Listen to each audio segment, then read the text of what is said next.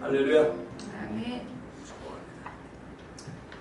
말씀 좀 같이 보면서 기도할 줄 알고 창세기 2장 7절 말씀 한데 먼저 창세기 2장 7절부터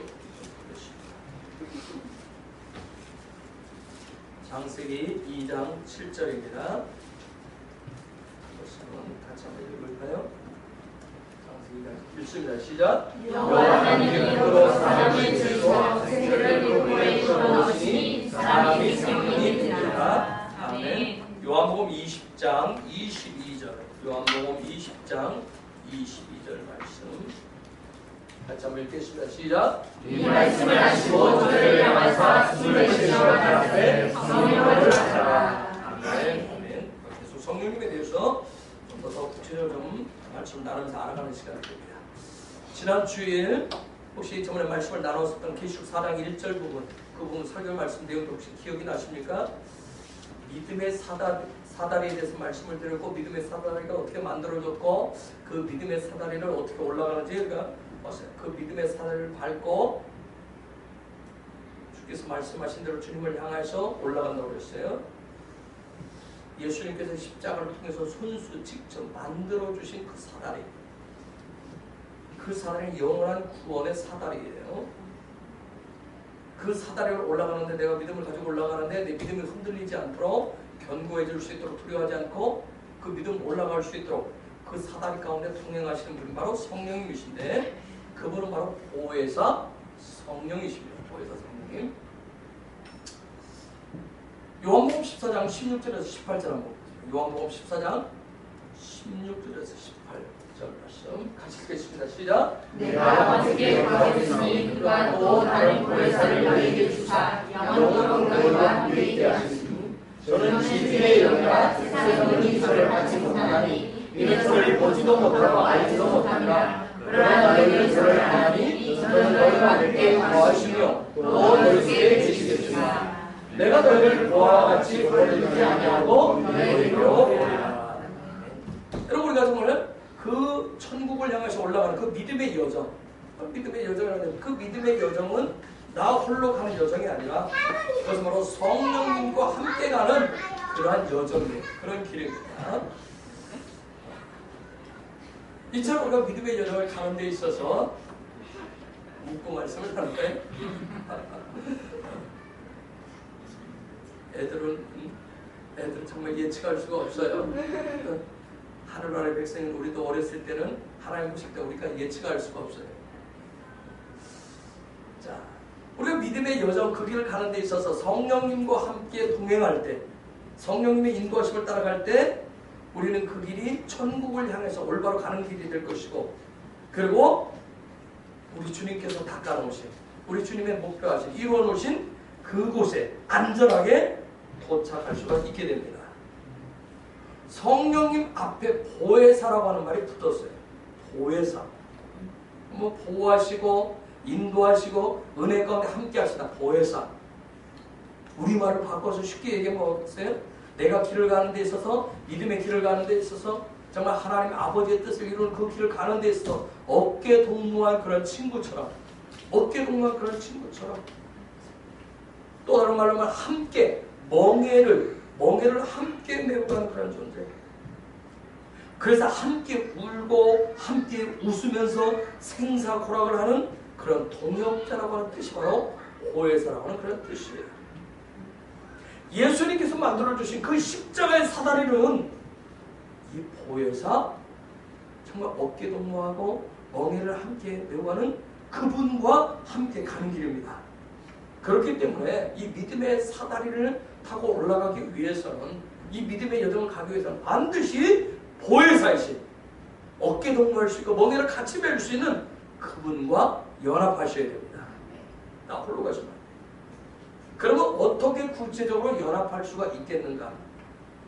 자, 이미 말씀을 나눠서 잘 알고 있어요. 예수님을 영접하시면 성령님이 내 안에 내주하신다고 했어요. 계신다고 했어요. 그러면 내 안에 내주하고 계신, 내 안에 집을 짓고 살고 계신 그분과 구체적으로 어떻게 연합하면서 갈 수 있느냐. 그냥 성령이 내 안에 계시기 때문에 그냥 가만히 있어도 가지는 게 아니기 때문에, 어떻게 어떻게 그분과 내가 구체적으로 연합하면서 어깨 동무하듯이 함께 멍에를 매듯이 함께 갈 수 있느냐는 거예요. 성령님께서 연합의 손을 나한테 내밀고 나도 성령님 내미신 그 손에 믿음의 손을 내밀어서 함께 잡아야 함께 손잡고 가야 되는데 어떻게 내가 손을 내밀어서 그분의 손을 붙잡고 갈 수 있느냐는 거예요. 성령님은 영이시잖아요. 영이신 성령님과 연합하는 방법이 구체적으로 무엇이냐는 거예요. 오늘 시간 그 부분을 좀 나누도록 하겠습니다. 자, 그러기 위해서는 우리가 예수님과 12 제자들이 행했었던 그런 삶의 여정들을 우리가 살펴봐야 됩니다. 그리고 그대로 우리도 하면 돼요. 성령님께서 그 예수님의 제자들과 함께 구체적으로 연합할 수 있었던 것은 전제 조건이 반드시 있었어요. 혹시 전제 조건이 뭔지 혹시 여러분이 한번 얘기해 보시겠어요? 성령님과 제자들이 믿음의 손을 내밀고 함께 연합할 수 있었던 전제 조건이 있었어요. 네? 뭐라고요? 순종이요? 또요? 또 좀 구체적인 그 순종의 구체적인 뭐가 있을까요? 몇 가지 과목 중에 필수 과목이 있어요. 필수 과목. 필수 과목. 선택 과목이 아니에요. 이건 저와 여러분도 반드시 필수예요. 필수. 선택 과목이 아니거든요. 선택해도 되고 안 되고 그런 차원에 성령님과 연합하기 위해서는 저와 여러분도 반드시 그 코스를 통과해야 돼요. 네? 영접함으로 인해서 예수님이 성령님이 내 안에 내주하고 계시다. 자, 내주하고 계신 그 성령님과 제가 보세요. 요 안에 성령님 잉태만 하고 산다고 그래요. 잉태만 하고. 그럼 내가 이분과 함께 살아갈 수가 없잖아요. 자, 성령님이 내 삶의 자리를 실제로 실제화가 돼서 함께 살아가려면 연합합니다. 내가 믿음의 길을 하려면 반드시 전제 조건이 있어요. 자, 제가 아까 말씀드렸어요. 예수님과 12 제자의 그 모습을 봐야 되는데 반드시 거기에 아셔야 될 거 뭐냐면 예수님의 죽으심이 있어야 되고 부활하심이 있어야 돼요. 이 부분은 반드시 있어야 됩니다. 예수님의 죽으심과 부활 요 두 과목이 있어야 성령님과 우리가 연합할 수가 있어요. 예수님의 죽으심, 예수님의 그 다음에 부활하심 이건 성령님과 연합하는데 아주 연관되어져 있어요. 바울이 갈라디아서 2장 20절에서 뭐라고 고백하죠? 내가 그리스도와 함께 십자가에 못 박혔으니 이제는 내가 사는 것이 아니라 그리스도께서 내 안에서 사신 것이다. 그래서 지금 내가 육체 안에서 육체를 가지고 사는 것은 나를 사랑하사 나를 위해 자기 몸을 내어주신 하나님의 아들을 믿는 믿음으로 사는 것이라고 같이 했어요. 그 고백대로 여러분 그 갈라디아서 2장 20절에 바울의 이런 고백이 나오게 된 것. 만약 바울이라고 하는 사람이 사도행전 9장의 다메섹 그 길을 가는 때 그 사건을 겪지 않았다면 갈라디아서 2장 20절은 말할 수가 없었어요. 다메섹에서 그가 가는 도중에 누구를 만나요? 부활하신 예수님을 만납니다. 부활하신 예수님을 만나기 전까지는 이 바울이라고 하는 사람은 성령님과 연합할 수가 없었어요. 바울은 공부한 사람이에요. 그렇죠? 최고의 학부과정 가지고 공부한 사람이에요. 어떻게 보면 유학까지 한 사람이에요. 토라를 철저하게 아주 구석구석 배운 사람이에요. 깊이 있게 배운 사람이에요. 그것뿐만 아니고요. 배운 대로 토라대로 삶을 살아간 사람이에요. 살아낸 사람이라고 해요. 그런데 토라를 배웠고 토라의 말씀대로 삶을 살아낸 사람인데 그 당시에 이 바울 이전에 사울이라고 하는 이 사람은 하나님의 말씀을 철저하게 배웠다고 했고 그 말씀대로 살아냈지만 하지만 그의 삶은 생명의 삶이 아니라 죽음의 삶이었어요. 그는 하나님의 말씀을 배웠고 그렇게 살아내는데 놀라운 것은 사람을 살리는 사람이 아니라 죽이는 사람이었어요. 여러분 하나님의 말씀이 죽이는 게 아니잖아요. 하나님의 말씀을 살리는 거예요. 그렇죠? 그런데 분명히 그는 하나님의 말씀을 아주 철저하게 배웠고 그 말씀을 철저하게 말씀대로 살아낸 사람이에요. 그런데 신기하게도 뭐예요? 살리는 자가 아니라 죽이는 자였어요. 왜 그랬어요? 그 얘기는 예수님의 죽음도 부활도 성령도 배운 적도 만난 적도 안 적도 연합한 적도 없었기 때문에 그랬어요. 그랬던 그가 부활하신 예수님을 만난 이후에 그의 삶에 완전히 뒤집어지는 혁명이 일어나요. 더 이상은 죽이는 자가 아니라 뭐하는 자가 돼요? 살리는 자가 돼요. 완전히 뒤집어져요. 이처럼 부활하신 예수님을 만나는 것은 저와 여러분에 있어서 믿음의 여정에 있어서 가장 중요한 겁니다. 하나님의 인재를 구하고 하나님의 얼굴을 구하면서 오늘 이 시대에 영광 안에서 살아가기 위해서는 반드시 예수님의 십자가의 죽음과 부활을 예수님과 함께 통과하셔야 됩니다. 그런데 그 십자가의 죽음과 부활은 굉장히 두렵고 또 떨리는 일이에요. 한번 여러분 보세요. 3년 넘게 예수님과 함께 놀라운 것을 보고 경험하고 하늘에 초자연적 역사하면서 자기들 나름대로 뭐 믿음 외쳤어요. 사랑 외쳤어요. 예수님을 위해서라면 무엇든지 다 하겠다라고 늘 뭐였어요? 늘 큰 소리 쳤어요. 그런 그들이었지만 어떻게 했어요?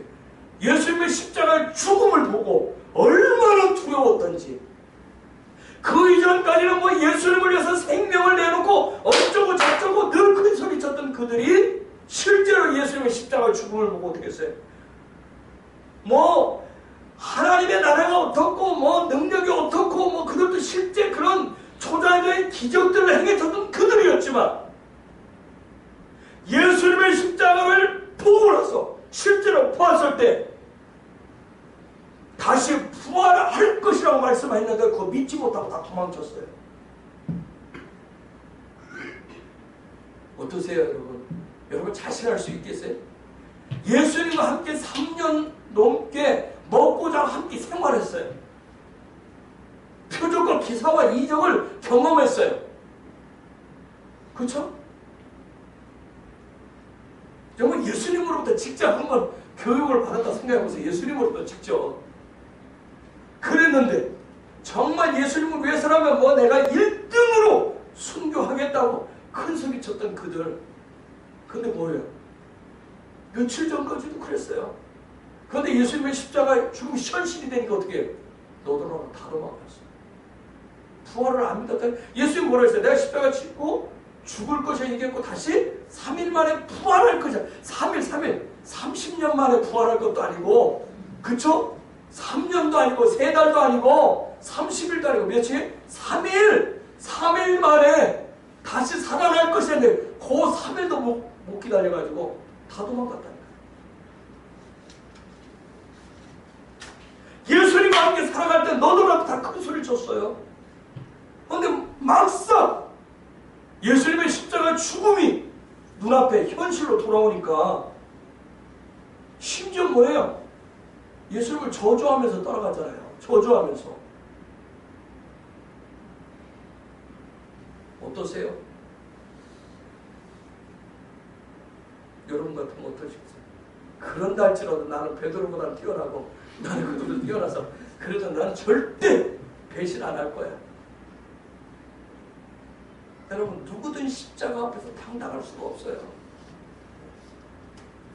하지만 그 십자가 앞에서 당당할 수 없지만 그럼에도 불구하고 하나님의 은혜를 통해서 그 십자가, 무시무시한 십자가를 통과할 때, 지나갈 때 그때 순교자의 믿음을 갖게 되는 거예요. 그 십자가를 통과할 때 또 다른 영적 세계로 들어가게 되는 겁니다. 그 십자가를 통과할 때 성령님과 하나 되는 신령한 삶으로 나아가게 되는 거예요. 그런 은혜가 저와 여러분에게 이 밤에 더 기름 부어질 축복이 있기를 바랍니다. 네. 우리는 다 십자가 죽음 앞에서 두려워해요.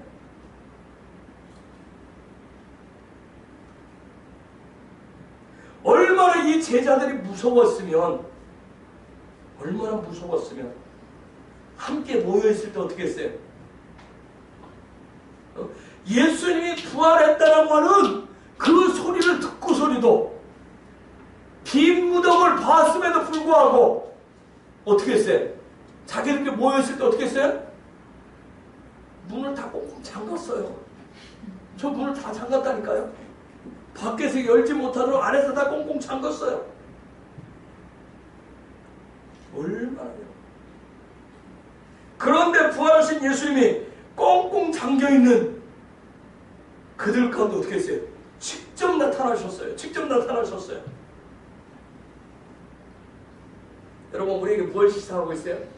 저와 여러분이 비록 나의 믿음이 현재 나의 믿음이 너무나도 연약해서 때로는 어떤 문제 앞에서 두려움으로 인해서 내 마음의 문이 꽁꽁꽁 닫혀도 완전히 닫혀있다 할지라도 누가 예수님께서 그 문을 통과해서 나에게 초자연적으로 찾아오시는 그런 은혜가 있어야 된다는 거예요.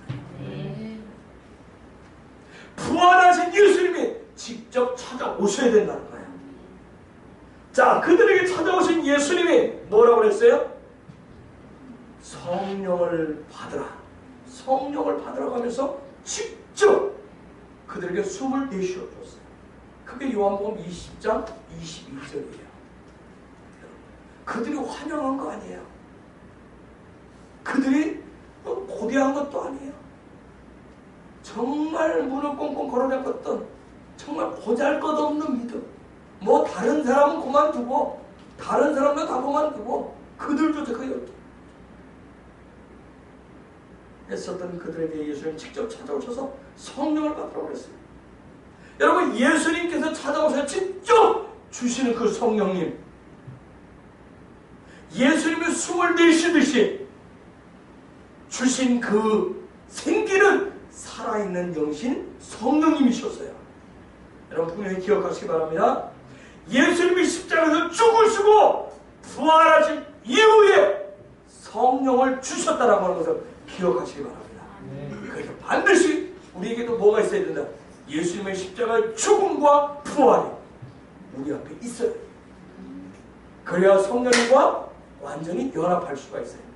저와 여러분이 예수님을 나의 구주로 영접했다고 해서 우리 교리적으로 신학적으로 예수님 내 안에 내주하시다고 다 믿어요. 내주하시는 그 성령과 내 삶의 자리에 그분이 나타나서 나와 함께 믿음의 길을 가기 위해서는 반드시 내가 예수님의 십자가의 죽음과 부활에 이 부분이 통과되어야 돼요. 여러분 창조 당시에 하나님께서 하나님의 형상대로 흙을 빚어가지고 사람을 만드셨죠. 그렇죠? 그렇죠. 여러분이 아는 대로 그리고 그 코에 생기를 불어넣어서 살아있는 자가 되게 하셨어요. 그렇죠?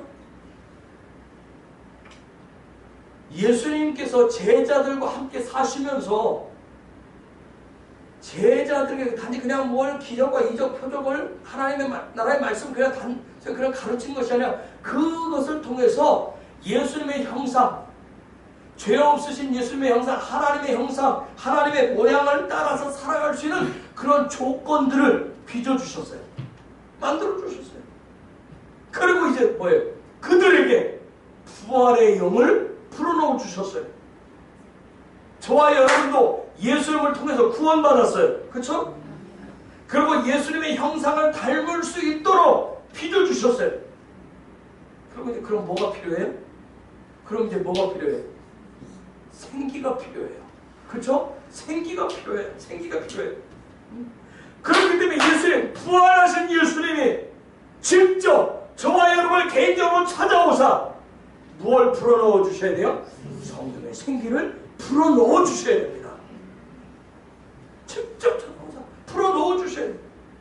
하나님께서 생기를 불어넣어 주실 때 그들은 생육하고 번성하면서 창대함을 이루어 땅을 정복하고 다스릴 수가 있었어요.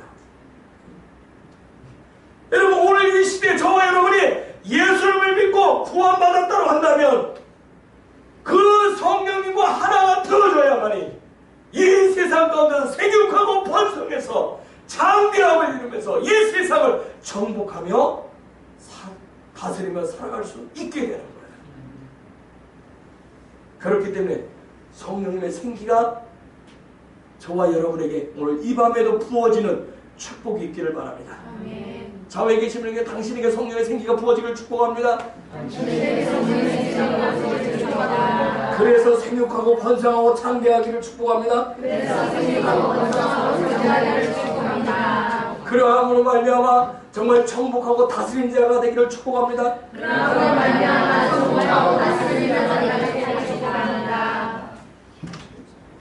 왜 정복도 아니고 왜 안당스러지는지, 왜 맨날 삶의 자리에서 낑낑거리는지 이유가 있어요. 여러분 안에 성령이 없어서 그런 게 아니에요. 내가 구원 못 받아서 그런 게 아니에요. 성령님과 연합하지를 못해서.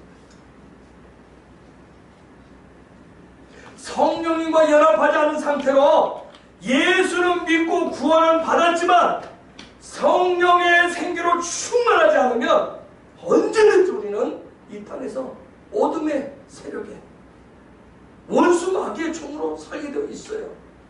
여러분, 예수 믿는데도 신경질 나잖아요. 화 안 나요? 화도 안 내세요? 짜증도 안 내요? 네? 그냥 막 하다 보면 얼굴이 막 그냥 화가 막 그냥 달덩어리예요? 질투가 나요, 안 나요? 안 나요? 전생들은 안 나세요? 욕심 안 생겨요? 욕심도 생기잖아요. 나 예수 믿는데 오늘도 기도 안 하는데도 생겨요. 그렇죠? 이 육체가 원하는 대로 살고 싶지 않으세요? 아니에요? 저분들 빨리 와서 저분들 얘기하자고 설교하셔야 되는데 하도 대단해. 그런데 뭐예요? 내가 예수님을 알게 되었어요. 믿게 되었어요. 새로운 삶의 장이 열렸어요. 여러분, 믿음으로 그걸 취하셔야 돼요. 그런데 문제는 뭐예요? 취하려고 하는데 뭘 받아야 돼요? 성령을. 성령을 받아야 돼요. 성령과 연합하셔야 돼요. 그래서 예수님의 십자가 죽음과 부활이 내 것이 되셔야 됩니다. 다른 사람의 것이 아니라 내 것이 되셔야 돼요. 비록 두렵고 떨리는 일이지만, 무서운 일이지만 내 삶의 것이 되어질 때 예수님이 직접 나에게 찾아오사 성령님을 불어넣어 주시는 거예요. 그래서 성령을 뭐하라고 하셨어요? 받으라고 하셨어요. 갈라디아서 2장 20절 다시 한번 띄워놔봐. 이 말씀으로 선포하기를 원합니다. 나는 그리스도와 함께 십자가에 못 박혀 죽은 자입니다. 나는 그리스도와 함께 십자가에 못 박혀 죽은 자입니다. 이제는 내가 산 것이 아닙니다. 이제는 내가 산 것이 아닙니다. 오직 내 안에 그리스도께서 살아계십니다. 오직 내 안에 그리스도께서 살아계십니다. 내가 육체 가운데 사는 것은 내가 육체 가운데 사는 것은 나를 사랑하사 나를 위하여 자기 몸을 버리신 나를 사랑하사 나를 위하여 자기 몸을 버리신 하나님의 아들을 믿는 믿음으로 삽니다. 하나님의 아들을 믿는 믿음으로 삽니다. 아멘. 아멘. 그러한 저와 여러분이 계속 되시기를 축복합니다. 아멘. 그렇게 사시려면 바울처럼 그렇게 고백하면서 살려면 뭐가 필요해? 부활하신 예수님이 넣어주시는 성령의 생기가 우리 안에 부어져서 성령과 함께 연합하셔야 됩니다. 여러분 물세례 다 받으셨죠? 물세례 아직 안 받으신 분 없죠? 물세례는 참으로 놀라운 축복이에요.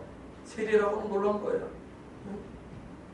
그런데 물세례는 놀라운 축복인데 그 축복이 축복으로 풀어지지 않는 현실이 안타까울 뿐이죠. 예수님도 세례 요한에게 물세례 받으셨을 때 어떻게 했어요? 하늘이 열렸어요. 그렇죠? 하늘이 열렸어요. 즉 물세례라고 하는 것이 축복이라고 하는 것을 인증하셨어요. 즉 저와 여러분이 물세례를 하늘이 인정하는 축복의 세레모니를 우리가 믿어야 돼요. 받아야 됩니다. 믿음이에요. 믿음만이 산을 바다로 옮길 수가 있어요. 물세례 받았습니다 하는 것을 사람들에게 공포하는 인증식이 아니라 하늘의 믿음으로 인증하는, 선포하는 그런 믿음의 세리머니를 가져가면 얼마나 좋을까 그런 생각을 합니다. 여러분 물세례라고 하는 것은 내가 믿음으로 물속에 잠길 때 이게 지금 우리가 장로교에서 개신교에서 이렇게 머리에다 이렇게 한 번 찍어 하다 보니까 이게 지금 별 의미가 없어 보여요. 그냥 확 담가야 되는데 그 톱들이 사용하는 말 같아요. 확 담가버린다. 물속에 확 담가져야 돼. 내가 그 물속에 확 담가질 때 예수님과 함께 죽었고 그리고 물 밖으로 나올 때 예수 그리스도와 함께 부활했음을 선포하는 상징적인 세레모니가 바로 물세례예요. 근데 이게 없이 너무나 물에다 오래되게 이렇게 하다 보니까 별 의미, 그런 감격적인 세레모니. 이거 하는데 무슨 여기 뭐 내가 예수와 함께 죽기를 하나 살기를 하나 그냥 없잖아. 여러분 물세례가 얼마나 축복이고 얼마나 놀라운 거지? 구약의 홍해 사건을 한번 생각해 보셨다고 그러겠어요. 그냥 우리는 뭐 홍해가 쩍 갈라졌다고 그냥 쩍 갈라지고 그냥 다 휙 건너갔다. 그렇게 하니까 이게 별거 아닌 걸로 한번 생각해 보세요. 바다가 쫙 갈라졌어요. 자, 거기를 쫙 지나가요. 물벽 옆으로 쫙 사라졌어요. 지나가요. 여러분 이게 기쁘겠어요? 얼마나 두렵고 떨리겠냐고. 그렇죠? 언제 합쳐질지 모르잖아요. 언제 어떻게 될지 모르는데 얼마나 두렵겠느냐. 진짜 이게 잠시 이게 갈라졌는데 이 길로 가다가 죽을지도 모르는데 살 길이라고 하는 것을 어떻게 믿고 가겠느냐고요.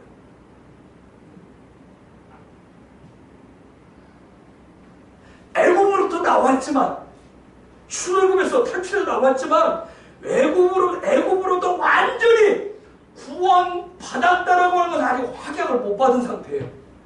그쵸? 그런데 뭐예요? 지금 이 길밖에 갈 길이 없어요. 무섭고 떨리지만 이 갈라진 이 물 사이로 가는 방법밖에 없어요.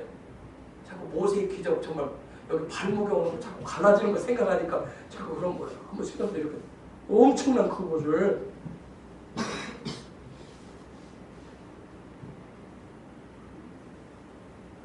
그 길밖에 지금 없어요.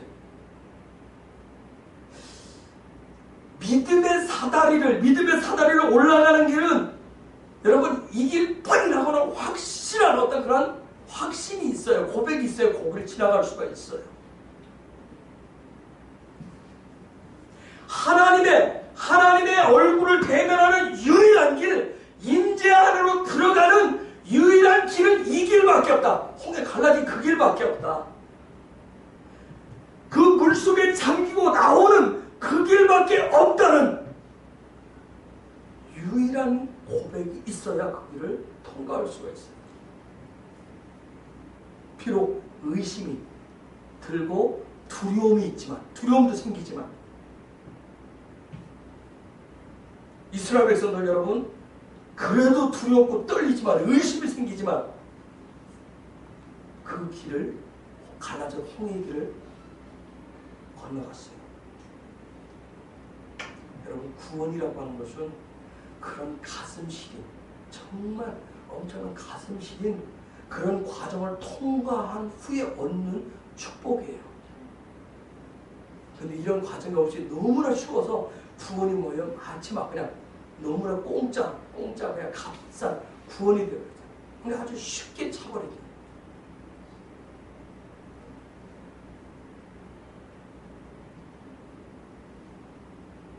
물세례라고 하는 거, 우리는 홍해 가지 않았지만 물세례라고 하는 것이 홍해 사건처럼, 이스라엘 백성처럼 그런 무시무시하고 의심스럽고 막 확신이 안 드는 길이지만 이 길밖에 없다는, 이 방법밖에 없다는 이 고백으로 그들이 건너듯이 이 물세례라고 하는 것이 그런 홍해 사건처럼 고백되어지고 믿어질 때, 물세례 후에 하나님의 백성으로 거듭나게 되는 거예요. 그때서야.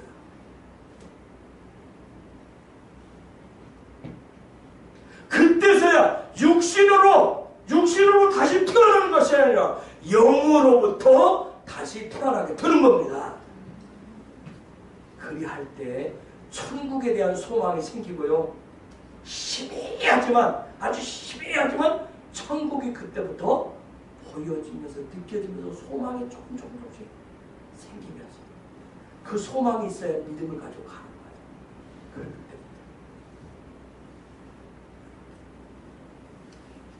그때부터 하나님을 아버지라고 정말 어색하지만, 그때부터 고백하면서 점점 더 어색함을 넘어서 친숙함으로 나아가기 시작해요.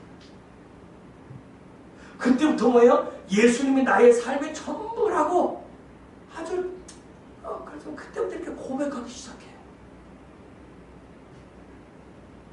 그래서 요한일서 4장 15절에 보니까 누구든지 예수를 하나님의 아들이라 시인하면 하나님이 그 사람 안에 거하시고 그도 하나님 안에 거하느니라. 같은 말씀이었습니다. 저도 그렇지만 이런 과정들을 너무 쉽게 봤다. 그냥 문답이라고 하는 그 시간, 짧은 1시간을 통해서 너무 쉽게, 우리는 그냥 막 구원도 푸드처럼, 패스트푸드처럼 그렇게 다 해왔어요.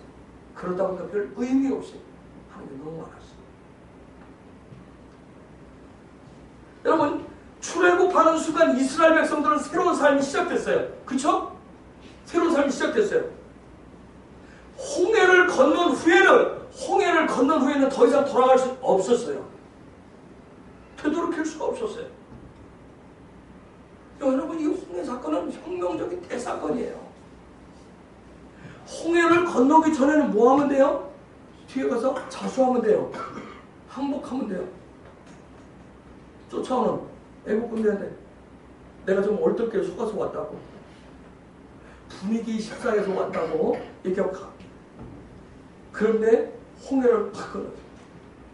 홍해를 건널 때 누가 다 죽었어요? 누가 다 죽었어요? 어? 바로의 군대 다 죽었어요. 열받아요, 안 받아요? 어? 그 다음에 와가지고 내가 속아서 건넜다고 와서 해보세요. 저것들 때문에 우리의 정예 군사가 다 죽었는데 어딜 남겨? 다 죽여보지. 홍해를 건넌 사건은 대혁명적인 사건이에요. 더 이상 돌아갈 수가 없어요. 홍해를 건너니까 무엇이 생기기 시작했어요? 뭐가 생기기 시작했어요? 아까 말씀드렸죠. 뭐가 생기죠? 여기에 하나님에 대한 믿음이라고 하는 것이 이제 생기기 시작해요. 믿음이 생기기 시작해요. 믿음.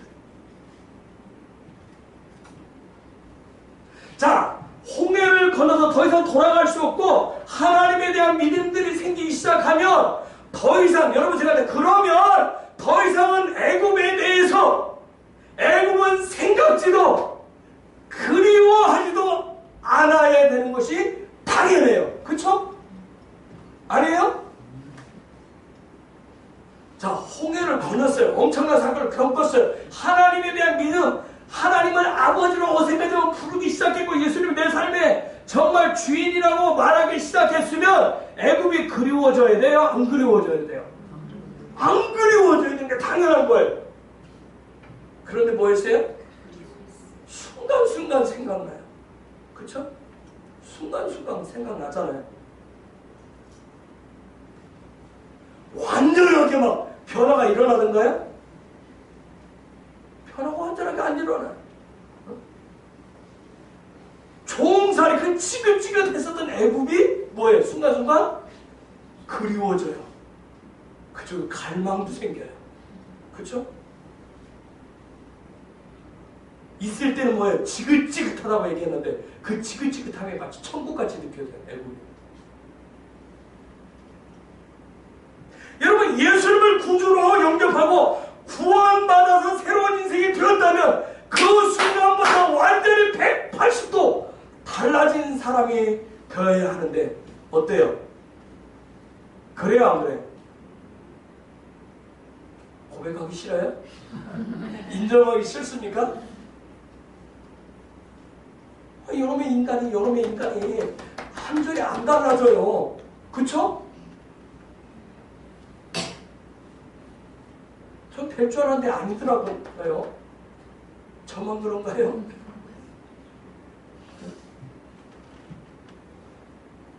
여전히 예수관이 나와야 안 나와요? 나와요. 예수관이 나온다니까요.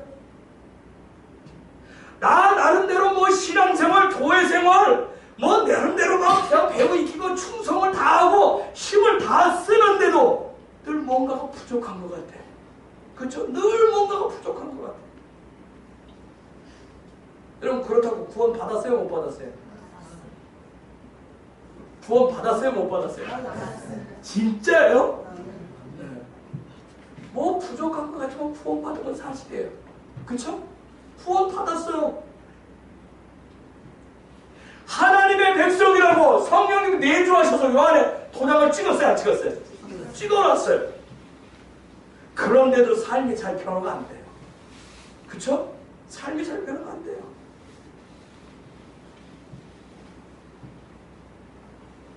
그래서 우리는 요 안에 삶이 변화되지 않기 때문에 순간순간 의심도 해요. 내가 구원받은 사람인가?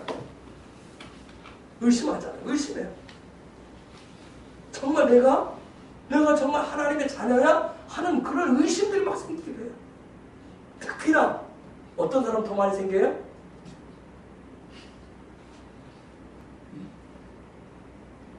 혼이 막 센 사람, 육의 기질이 센 사람 같은 건 더 이런 생각이 더 많이 들어. 마치 저쪽에 막 애굽에 막 뭐 붙여놓은 것 같아. 그쪽으로 생각하고. 기질적으로 센 사람들 있잖아요. 기질적으로. 진짜 저 사람 구원받은 건 맞아? 할 정도. 그런 뜻이에요. 여러분 내주하시는 성령님과 내가 정말 내 삶의 자리에서 연합을 해야 되는데 혼과 육의 기질들이 장벽이 되는 경우가 많아요. 성령과 연합하고 싶은데 내 혼 때문에 내 이성과 감성과 의지 이 부분들에 성령과 연합하는 게 굉장히 힘들어요. 육적인 기질들 때문에.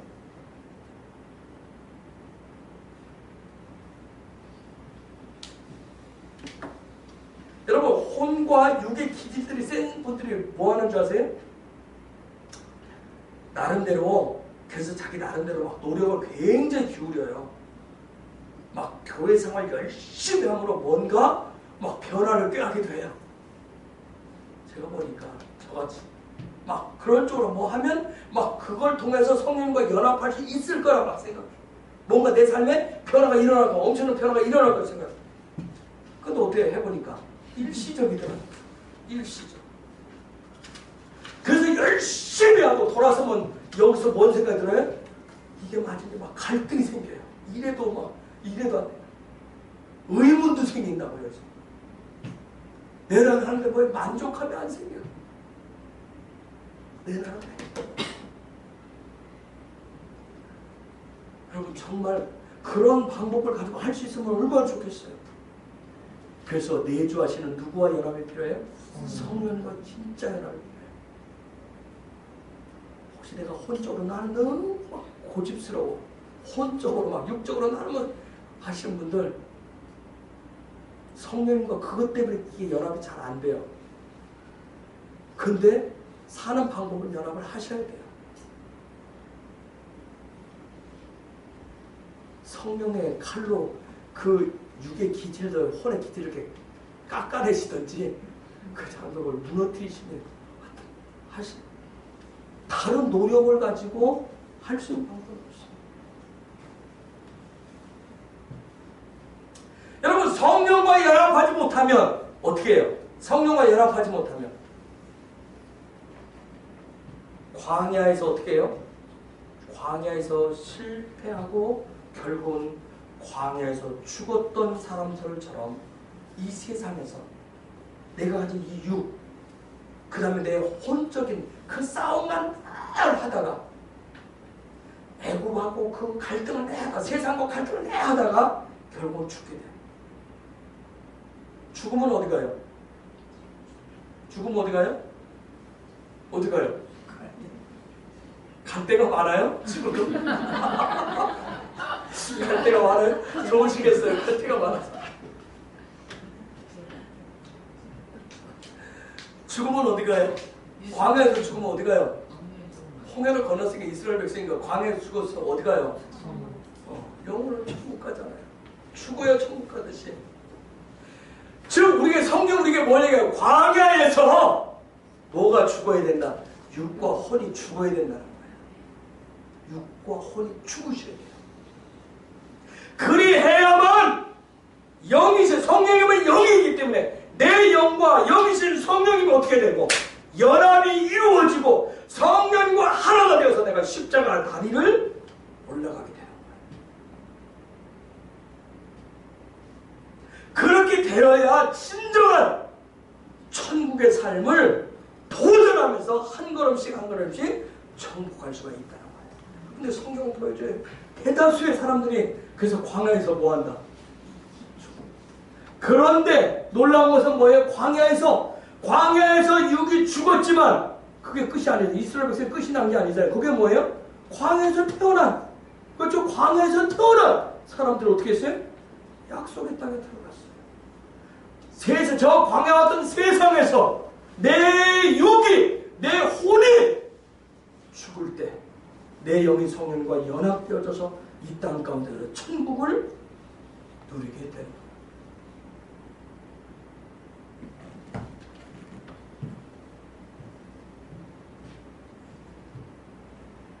그러면 좀 더 구체적으로 혼과 육은 도대체 무엇인가? 그리고 그 자식들은 어떻게 죽일 것인가? 다음 시간에 수요일에 하도록 하겠습니다. 그렇지? 그러면 혼, 그러면 육, 찌덩어리, 그게 무엇이고 그놈의 새끼들은 어떻게 해야 죽여버릴 것인가? 싹도 아니죠. 이미 장성했으니 그걸 어떻게 죽일 것인가? 여러분, 믿음의 여정이라고 하는 것은 나 홀로 가는 여정이 아니에요. 반드시 누구와? 보혜사 성령님과 연합해서 한 걸음 한 걸음 전진하는 거예요. 그 믿음의 사다리를 올라가는 거예요. 십자가 사다리를 올라가는 거예요. 그 보혜사 성령과 함께 올라갈 때 그 길이 가장 안전하고 평안한 길이 됩니다. 그 길이 가장 복된 길이 되는 거예요. 그렇기 때문에 성령과 연합하시기를 갈망하시고 성령과 반드시 연합하시기 바랍니다. 성령, 여러분 이미 여러분 안에 예수를 구주로 영접했기 때문에 여러분 안에 성령이 내주하고 계십니다.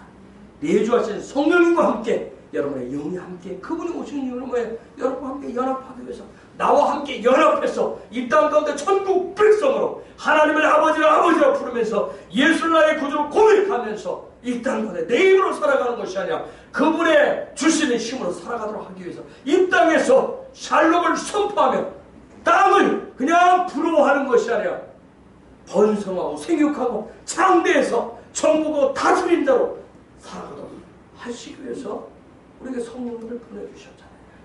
그렇게 되면 그 성령과 연합하시는 저와 여러분 되시길 예수 그리스도의 이름으로 축복합니다. 이 시간에 같이 기도하기를 원합니다. 같이 기도하십시오.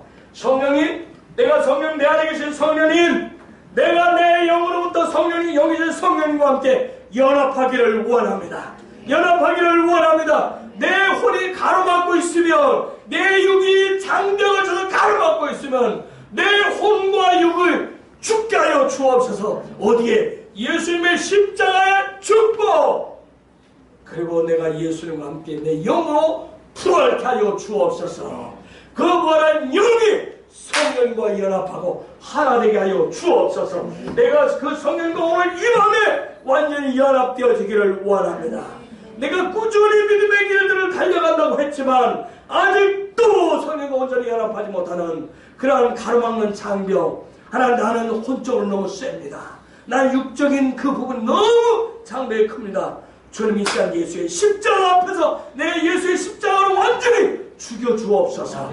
예수의 십자가로 내 혼을 완전히 죽여주시고 내 육을 완전히 죽여주사 내 안에 계신 성령과 완전하게 연합하게 하여 주시옵소서. 우리 주님의 이름을 부르면서 간절히 기도하겠습니다.